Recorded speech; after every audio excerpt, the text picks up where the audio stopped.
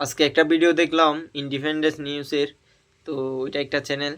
তো ওইখানে দেখতেছি জাতিসংঘের ওইখানে যে বক্তব্য দিতেছিল, অনেক দেশের অনেক নেতারা গিয়েছিল, সেখানে বক্তব্য দিয়েছে।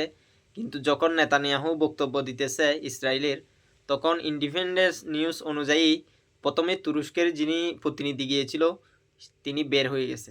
তিনি ওই নেতানিয়াহুর বক্তব্যকে প্রত্যাহার করেছে। তো বয়কট করে ওইখান থেকে বের হয়ে গিয়েছে।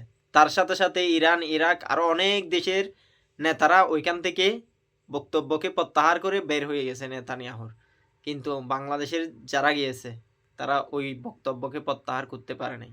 তারা ওইখানে বসে বসে নেতানিয়াহুর বক্তব্য মন দিয়ে শুনতেছে।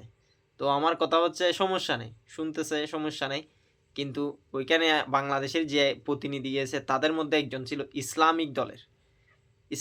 ইসলামকে নাম দিয়ে উনি নিজেও ওইখানে বক্তব্যটা শুনছে। উনিও চাইলে অন্য অন্য যারা প্রত্যাহার করেছে তাদের সাথে বের হয়ে যেতে পারত। আমি সবার কথা বলতেছি না, কিন্তু একজন যিনি ইসলামিক নাম দিয়ে ইসলামের পক্ষ থেকে গিয়েছেন, ওনার উচিত ছিল ওইখান থেকে বের হয়ে যাওয়া। আমি মনে করি নেতানিয়াহুর বক্তব্যকে প্রত্যাহার করে ওইখান থেকে বের হয়ে যাওয়া। আমরা তো প্রতিবাদ করতে পারি না সব জায়গায় গিয়ে। ওইটা ছিল প্রতিবাদের একটা বড় মঞ্চ আমি মনে করি। যদিও মুখে মুখে প্রতিবাদ করতে পারে নাই, কিন্তু সেখানে যারা ওইখান থেকে বের হয়ে গেছে এবং নেতানিয়াহুর বক্তব্যকে প্রত্যাহার করেছে, ওইটাই একটা প্রতিবাদ। আমরা দেখেছি কাতার বিশ্বকাপের সময় যদি ইসরায়েলের সাংবাদিক বলেছে, কেউ আর কথাও বলে নাই।